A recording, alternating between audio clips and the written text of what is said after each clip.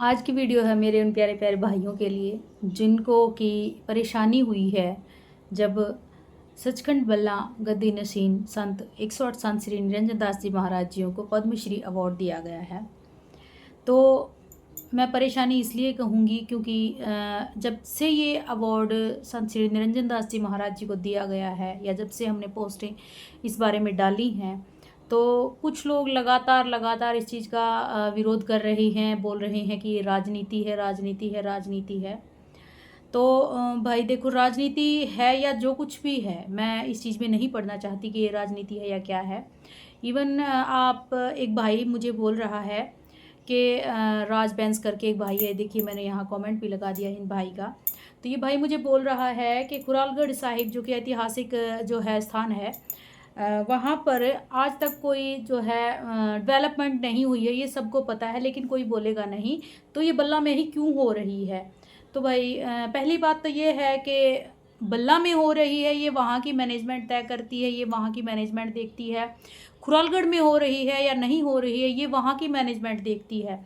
मुझसे आप मतलब क्या पूछना चाहते हैं? दूसरी बात, खुरालगढ़ साहिब में आपको पता ही है कि मीनारे बेगमपुरा की आधारशिला रखी गई है, जो कि लगभग 14.5 एकड़ भूमि में जो है एक मेमोरियल सदगुरु रविदास जी महाराज जियों को समर्पित बेगमपुरा, मीनारे बेगमपुरा बन करके तैयार होगा, जिसकी की लागत लगभग 300 करोड़ है।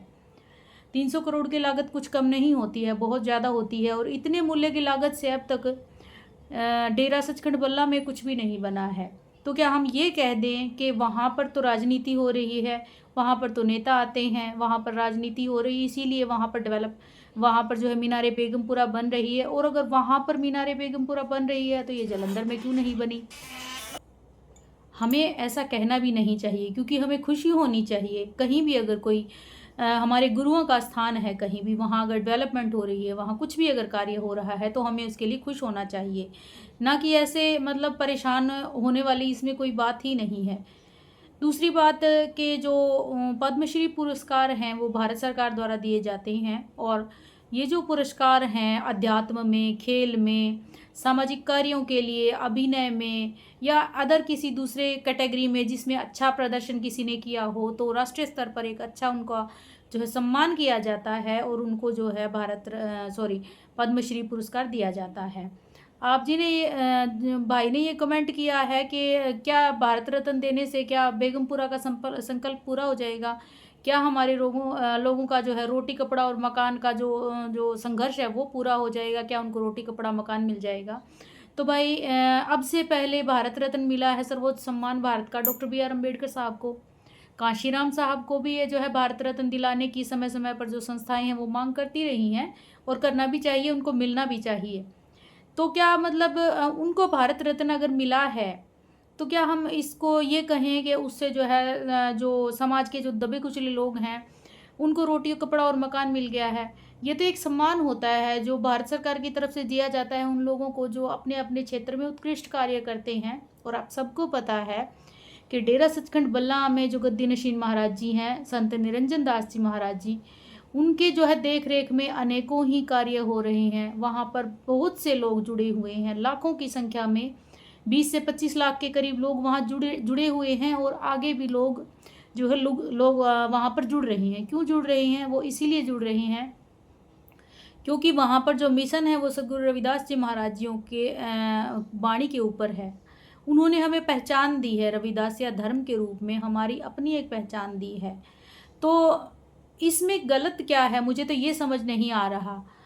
ऊपर से आप ये बोल रहे हैं कि आप तो खुरालगढ़ जाकर कभी आप जो है प्रचार नहीं करते, वहाँ जाकर कभी आपने आवाज़ नहीं उठाई, क्योंकि आप डेरा सचखंड बल्ला से जुड़े हुए हैं। ये फ़र्क आपके मन में है कि मैं डेरा सचखंड बल्ला से जुड़ी हुई हूँ इसीलिए मैं खुरालगढ़ जाकर आवाज़ नहीं उठाती। पहली बात तो आवाज़ उठानी किस चीज़ की है, मुझे ये समझ नहीं आया।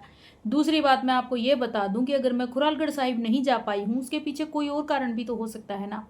मेरा बहुत मन है वहाँ जाने का, क्योंकि वो हमारे गुरु का स्थान है। वहाँ हमारे गुरुजी आए थे, मेरा बहुत मन है वहाँ पर जाने का। जब भी गुरु महाराज ने चाहा मैं वहाँ ज़रूर जाऊँगी। लेकिन इसका मतलब ये बिल्कुल भी नहीं है कि अगर मैं डेरा सचखंड बल्ला से जुड़ी हुई हूँ तो मैं खुरालगढ़ साहिब के खिलाफ हूँ, ऐसा तो मैं कभी सपने में भी नहीं सोच सकती। लेकिन आपकी वाणी से, आपकी बातों से ये लग रहा है कि आप खुरालगढ़ साहिब से जुड़े हुए हैं, इसीलिए आप डेरा सचखंड बल्ला के खिलाफ हैं। क्योंकि कुछ लोग होते हैं आप जैसे, जिनको सिर्फ और सिर्फ डिवाइड करना होता है, लोगों को जोड़ने का काम आप कभी नहीं कर सकते। हर चीज़ में आप लोगों ने कुछ ऐसी चीज़ें मतलब गलत, हर खुशी में गलत ढूंढ लेना है आपने। मैंने आपको सिर्फ ये कहा, आपने मुझे पूछा कि जो है ये जब हमारे गुरुओं का जन्म दिवस कोई और मनाने लगे तो हमें सावधान होना चाहिए। मैंने आपको ये कहा कि भाई सावधान रहना अच्छी बात है, लेकिन खुशी में खुश भी होना चाहिए। तो आपने मुझे ये बोल दिया कि आप बीजेपी के सपोर्टर हैं। इसमें कहाँ से बीजेपी की बात आ गई, मुझे तो यही समझ नहीं आ रहा है। बीजेपी के सपोर्ट वाली कौन सी बात आ गई यहाँ पर? सेंटर में बीजेपी की सरकार है, इसीलिए बात तो बीजेपी की होगी, भाजपा की होगी।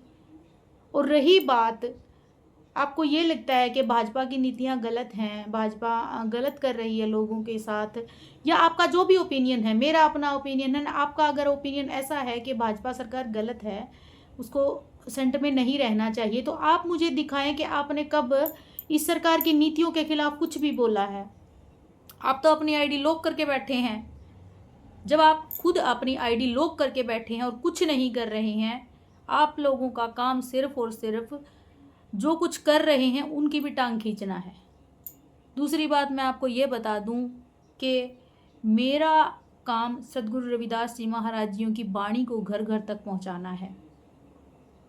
उनकी वाणी का प्रचार प्रसार करना है, लोगों को जोड़ना है।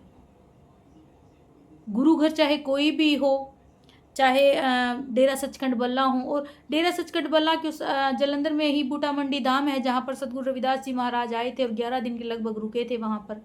मैं वहाँ पर भी नहीं जा पाई हूँ, जबकि वहाँ से सिर्फ 10 मिनट की दूरी पर ही है बस स्टैंड से वो, मैं वहाँ नहीं जा पाई हूँ। तो इसका मतलब क्या मैं उसके खिलाफ हो गई?